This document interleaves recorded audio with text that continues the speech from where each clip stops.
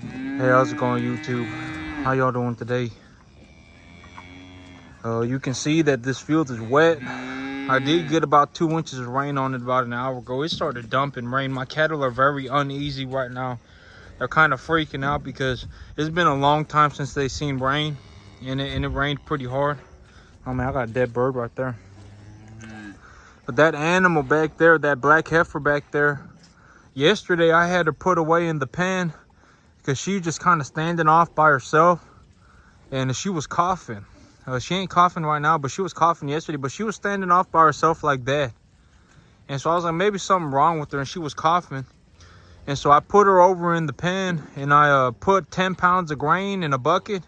So I figured she weighed about 3.5, about 350 pounds.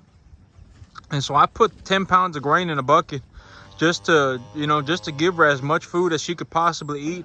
That's about just about 3% of her body weight. And I put her in that pen, and she ate just about all of it overnight. And so I don't know what's going on with this little calf back here. I think maybe she's just not feeling very good. But she been like this since yesterday. And then when I let her out this morning, she ate some more. And so I don't really know what's going on with this calf. But I thought yesterday maybe she had BRD. And so I had her put away.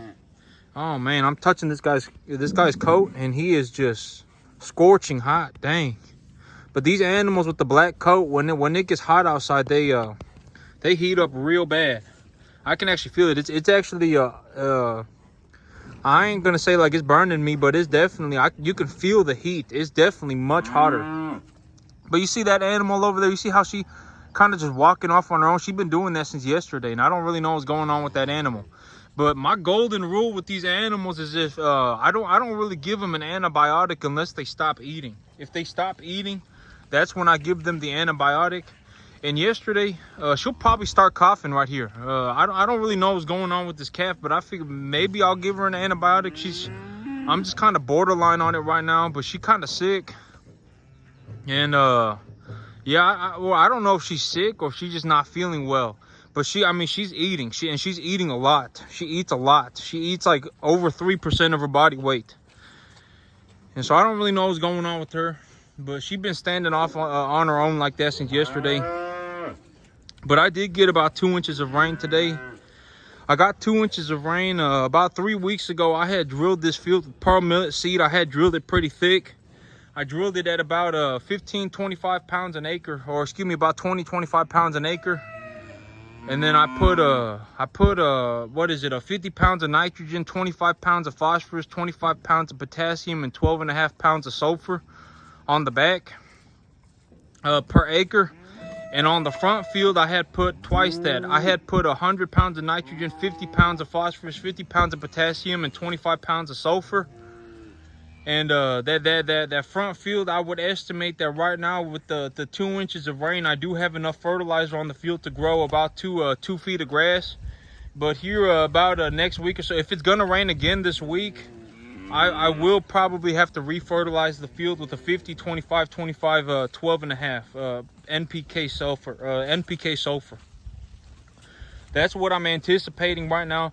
From the information that I've collected on this grass so far, if I put 120, so last time I put the fertilizer on the field, before this time, when I put fertilizer on the field the first time, I had put 120 pounds of nitrogen, 50 pounds of phosphorus, 50 pounds of potassium, and 25 pounds of sulfur. And I found that having the extra nitrogen was causing the phosphorus as the plant grew, and the metabolic activity of the plant increased because of the addition of the fertilizer.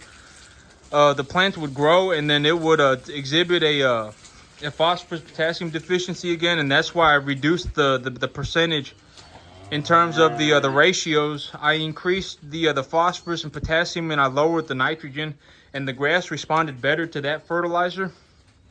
But when I collected the fertilizer on the 120, on the higher nitrogen ratio, the 120 pounds of nitrogen lasted my grass for about 4 weeks.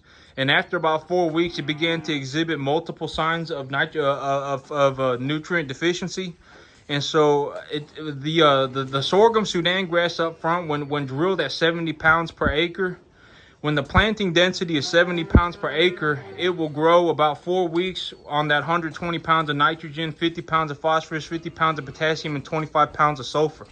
And so about 3 weeks ago, I put about 100 pounds of, 100 pounds of nitrogen, 50 pounds of phosphorus, 50 pounds of potassium, and 25 pounds of sulfur. And I would estimate that my seeding density on the front right now has been reduced from 70 pounds an acre down to about 55, 50 pounds an acre. So the planting density is lower. I have had less water on it, and I have put the same amount of fertilizer on it. And so I would anticipate that my fertilizer is going to last about 30% longer.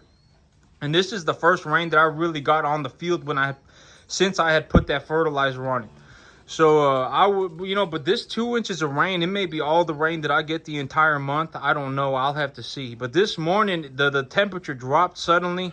2 or 3 days ago, it was about 105 degrees, and it dropped to about 90, and then it started raining, and it dropped even more. And when it dropped like that, the rain came down even harder.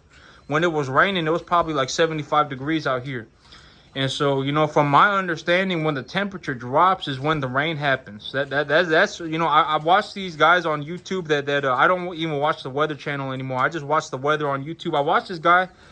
Well, his channel is Ponder on Weather. His channel is Pow, and I watch him. And I don't watch the Weather Channel anymore. But I watch these things, and from my understanding, when the temperature drops, that's when the rain falls out the sky. And that's why, like in September, October, November, when it's like 80 degrees in the afternoon and it's 50 degrees in the evening, it rains constantly, because that constant shift in temperature, that constant drop in temperature, daily temperature, is causing the rain to fall out the sky. And I'm also pretty close to the ocean here in Texas, and so there's a lot of moisture in the air. And if the weather keeps going up and down like that, that's usually when the rain falls. And so I got about 2 inches of rain today. And so, but I don't know exactly how much grass I'm gonna grow on the backfield. If this 2 inches of rain is all I get, it's going to be maybe I'll get enough grass to feed these animals for about a month. And if I get one more rain, if it looks like I got another chance of rain, I am going to re-fertilize for this next rain, and I am going to reseed my field again. Because about 2-3 weeks ago, I thought it was going to rain, and so I went around and I drilled this field pretty thick. I drilled this field and I put down a good bit of fertilizer on it, but it hasn't rained since then. It's been about 2-3 weeks. And so I do have a seed on this field ready to germinate, and I do have fertilizer on it to keep it to get it growing. But it's gonna I'll need some more rain. This 2 inches of rain, it's good enough to maybe last me about 3 weeks. But here in about 3 weeks, I'll need about another inch of rain or more. And if it looks like it's gonna rain again, I am going to risk it for the biscuit, and I am going to put fertilizer down. Even if it's 30-40% chance of rain, I'm going to put a little bit more fertilizer down and a little bit more seed down. Because these summer rains, when it rains in the summer like this, I have to take I have to take a little bit more risk, and I have to take a little and I have to optimize the output that I can get, because these summer rains, they don't rarely ever happen. And so if it looks like it's going to rain in the summer, I'll need to get as much grass as I can get grown. And these animals, they're the stocking density on these animals. And so okay, so some of the things that I'm looking for, because now that it's starting, now that I got some rain, and I'm gonna have to anticipate what am I gonna do for these cattle to keep them going, right? Because here in about a week or two, it's gonna get about to 100 degrees again. And so one of the big things that I'm looking for is pasture bloat. When my grass grows here, it grows like no one's business. I mean, I think that when people see just how much grass grows, if I get 1 inch of rain a week steadily, I will grow a monster crop. I mean, for about $500, $600 a month, I can grow an unlimited amount of feed. I could probably run 60 animals on 10 acres. I could probably run 6-7 animals an acre for little stocker calves. And the stocking density is extremely important too. because the stocking density, you know, these stocker calves, you know, when they're about 2.5 to 5 weight or so, when they're that small, they, you know, I know I say this all the time, but their rumen it needs to continue to develop. Man, this calf is just chewing me up today. But their rumen is in a state of needing to be developed, and so the amount of feed that they're able to intake is far smaller than the large animal. So when I have a 2.5 weight animal, I need to be extremely careful on what they eat, because if I have a whole bunch of 2.5 weight animals and they're eating a 10% protein, you know, kind of brush type grass, they're going to get sick. I'm gonna have a lot of animals get sick because they'll get a secondary infection from having malnutrition. So the malnutrition will cause them to get BRD. But also in the summertime, you know, if it rains like this and my grass starts to grow in real thick and it starts to grow in real lush, one of the big problems will be bloating. And so I'll need to keep an eye on these animals to keep them from bloating. Because if I put 50 pounds, if I put 40 pounds of nitrogen on the grass and the grass starts to come in and it's a fresh grass, early stage growth grass, that grass will be immensely high in protein and it will be growing in very quickly. And so when these animals find it, they'll start gorging themselves on it because that grass is growing in so fast, and that grass will grow in extremely fast, as well as extremely digestible, as well as extremely high in protein. And so I need to keep an eye on these animals, because bloating in the summertime, when it's 100 degrees outside, these animals, they're gonna drop dead in a day. If they start bloating when it's hot outside, the bloating will get extremely severe, and then they'll just drop dead. And so those are a few things that I'm looking for. So right now, in terms of the field, I've got the field drilled at about 20 to 25 pounds an acre of pearl millet. I got that drilled about 3 weeks ago. I put about 50 pounds of nitrogen, 25 pounds of phosphorus, 25 pounds of potassium, and 12.5 pounds of sulfur on the back field, and then I doubled that for the front field. I've got about 2 inches of rain on it. If I anticipate that I'll get 1 or 2 more inches of rain, I will need to refertilize this field. And in terms of this grass, you know, I need to keep my stocking densities high. But I need to keep my stocking density high because, you know, these animals, when they're small, when they're 2.5 to 5 weight, they need to eat a certain type of diet. Their dietary requirements are extremely important. And if you look around, I got a lot of animals at that 2.5 to 5 weight range. The small little black heifers, particularly, that I just brought in. And so, you know, I need to make sure that their diet is rigorously maintained, and I need to be extremely diligent on what I feed them, meticulously aware of what I am feeding them. You know, because if I have 5-6 animals drop dead and I have 30 animals, the chance of me making money on the 30 animals is practically zero. I mean, I can't have 3, 4, 5 animals drop dead from pneumonia that they get as a secondary infection from having a poor diet. And so, you know, these animals, you know, but I will be needing to feed the smaller calves a higher quality diet, and the bigger animals, I will be needing to keep them on grain and keep an eye on them for bloating, because the bigger animals, they can ingest a larger volume of food in comparative to their body size, and so, you know, even if they eat a little bit of a lower quality food, they can continue to grow on it and continue to develop properly on it. But the smaller calves, they need to be I need to be extremely careful on what I feed these small calves and what goes into these small calves in terms of a diet. And so as of right now, that's what I got going on. I got the backfield and the front field fertilized. I got the backfield drilled. I do have the bare spots on the front field. I do have it reseeded. And so these animals, this 2 inches of rain is gonna grow a lot of grass for me. And I should have enough grass for about the next 3 weeks, but this may be the only 2 inches of rain I get the entire month. And so, you know, I'll have to see. I'll have to keep an eye on it. But yeah, I did get some rain this morning. Very good amount of rain too. I got exactly what I needed. I got 2 inches of rain. If it rained any more, I mean, it would be, I mean, if I got 3 inches of rain, it'd be fine. But if I got 4, 5, 6 inches of rain, it would actually kind of turn into a problem, because my field would start flooding and it start moving the seed around everywhere. 2 inches of rain was just perfect. And that's the amount that I got this morning. But I'll have to see. You know, in about 3 weeks, I'll need some more rain, or my grass will start dying again. But, you know, as for right now, I'm doing extremely well.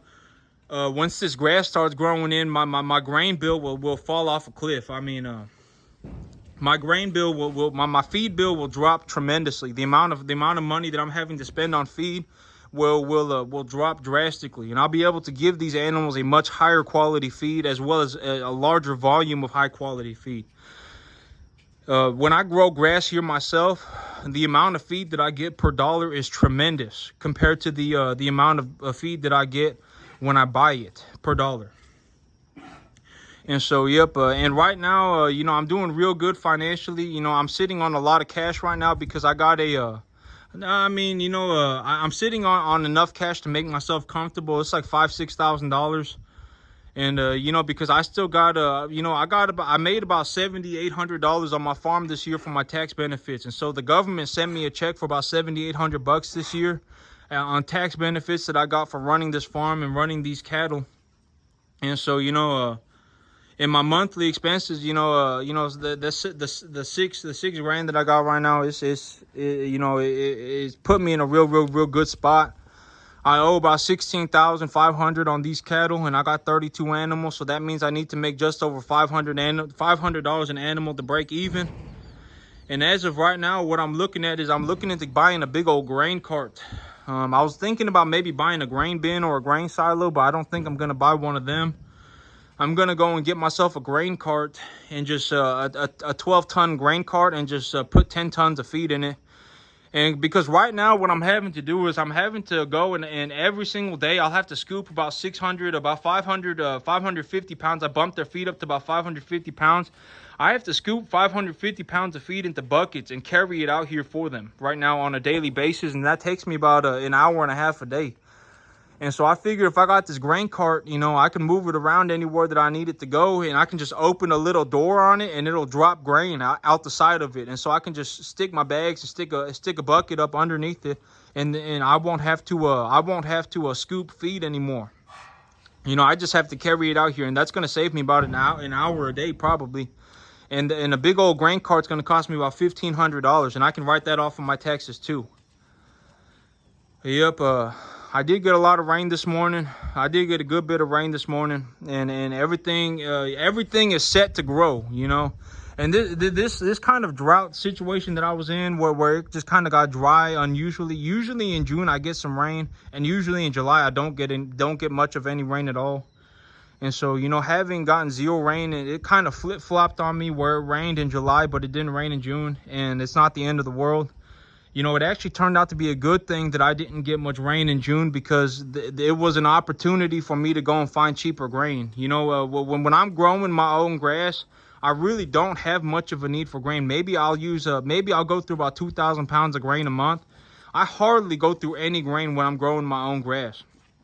And so I don't go out of my way to look for cheaper grain. But you know, because I ran into this situation where I had zero rain for about a month, and I had, you know, and I got 35 animals I need to be taken care of, and I also got a large tax bill that I need to get figured out, that I need to you know, invest capital into to get my tax bills reduced. I actually found you know, grain for about 35% cheaper. And so, you know, I wouldn't, but the only catch is I have to buy 10 to 20 tons at a time. And so if I buy a lot of it, I get a massive discount, and I wouldn't have really gone out of my way to find a bulk supplier of grain, you know, if I just kept growing my own grass. And so, you know, this drought was kind of a blessing in disguise. And as of right now, you can't win them all, right? As of right now, you know, cattle prices are doing real good, and so I ain't real worried that I have to buy grain. I ain't really worried about it, you know, because cattle prices are real good. You know, the cattle prices are holding high. The grain, you know, when I sell these animals, I'll make a large substantial sum of money, and if I sell these animals and make money, I'm gonna have to pay taxes unless I invest that capital into my business. And so the grain is a good opportunity for me to write off a large sum of my taxes. And so the grain gave me an opportunity to write off my taxes. The drought, it wasn't a drought. It was just a dry period. It was dry for about a month. Having it being dry for about a month gave me an opportunity to find some cheaper grain. The cattle market's still doing good right now, so I ain't really worried about it. Yep, and things are just going good. But that's it from me today, YouTube. Y'all have a good one.